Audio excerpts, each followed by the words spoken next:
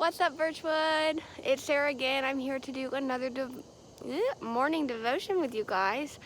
Today I decided to do it outside because everyone could use a little fresh air and a change of scenery just a little bit. So I'm going to praise Him real fast and then I'll kind of get started. God, thank you so much for this morning, and thank you for every camper and any person that watches this video. Lord, as always, I just hope that you can speak through me to these campers and just let your words be heard and let your comfort be felt as we talk today about our word and what's going to be happening this week. Amen. So today I'm going to be reading from the book of Numbers, book 27, verses 1 through 11.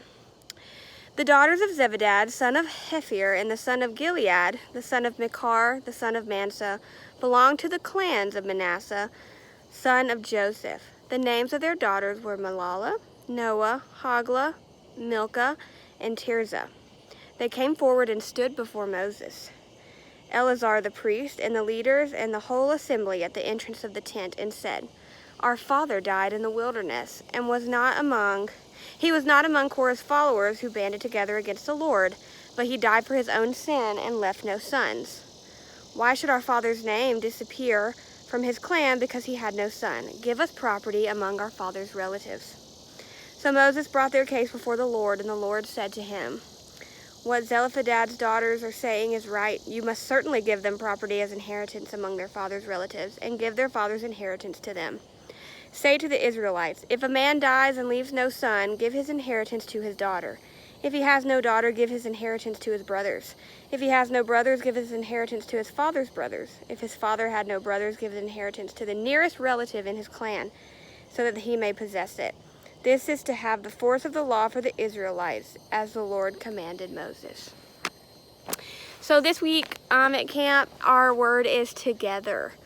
And I think that this verse did a really good job of explaining that, because he had no sons to give his clans to, he did have daughters, and so they banded together to Moses, and they pled their case to the Lord, and the Lord granted them because it was right.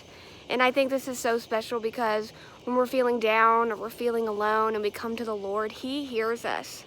And He will bless us with what is ours, and He will bless us with what we are supposed to have.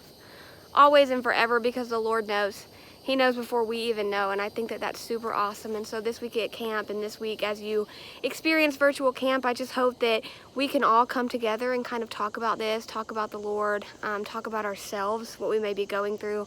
I know I've said this a bunch of times, but I know that this is a weird transition in time for us, and each week brings new challenges. Each week also brings new blessings. And so that's just something super excited to experience and talk with you guys about, and I know the counselors are excited to talk with you about that as well. And so all the way from Georgia, I'm sending you my love, and all the way from Georgia, my support, and just praying always for each of you. And so I'm going to close this in prayer really fast.